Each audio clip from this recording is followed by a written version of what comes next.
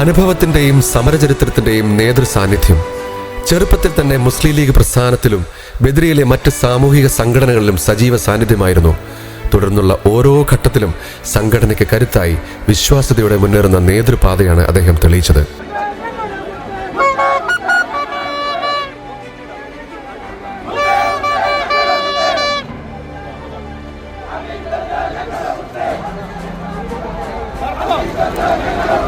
STU general secretary, Muslim League municipal treasurer, municipal youth league president, മണ്ഡലം youth league president എന്നീ നിലകളിൽ തന്റേതായ പ്രവർത്തനം അടയാളപ്പെടുത്തിയ ഹമീദ് ബദിര നിലവിൽ കാസർഗോഡ് മുനിസിപ്പൽ മുസ്ലിം ലീഗ് ജനറൽ സെക്രട്ടറിയായി പ്രവർത്തിച്ചു വരുന്നു.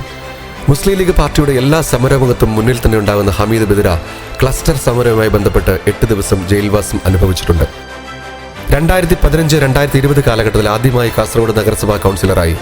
ഏറ്റവും മികച്ച രീതിയിലുള്ള പ്രവർത്തനമാണ് 5 വർഷം വാർഡിൽ നടത്തിയിട്ടുള്ളത്. 2025 തിരഞ്ഞെടുപ്പ് വന്നപ്പോൾ വാർഡിലെ ജനങ്ങൾ സ്ഥാനാർത്ഥിയായി ഒന്നടങ്കം പറഞ്ഞ പേര് ഹമീദ് ബദിര എന്നതായിരുന്നു.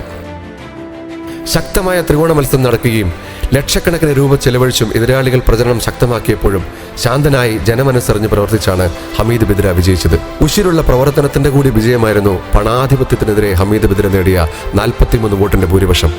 ബദിര ചുവപ്പിക്കുമെന്ന് പറഞ്ഞവർക്കും ബദിരയിൽ സുഡാപ്പ് ജയിക്കുമെന്ന് പറഞ്ഞവർക്കും മുന്നിലൂടെ വിജയത്തിന്റെ ഹരിത കൊടിയുമേന്തി കാസർഗോഡ് നഗരസഭയുടെ ക്ഷേമകാര്യ സ്റ്റാൻഡിംഗ് കമ്മിറ്റി ചെയർമാനായി തെരഞ്ഞെടുക്കപ്പെട്ട അണങ്കൂർ മേഖലയുടെ അഭിമാനം ജനാബ് ഹമീദ് ബദിരയെ മുസ്ലിം ലീഗ് 16-ാം വാർഡ് കമ്മിറ്റി ഒരുക്കുന്ന 16 പൊലിമയുടെ സ്വീകരണ വേദിയിലേക്ക് സ്നേഹാദരവോടെ ക്ഷണിക്കുന്നു.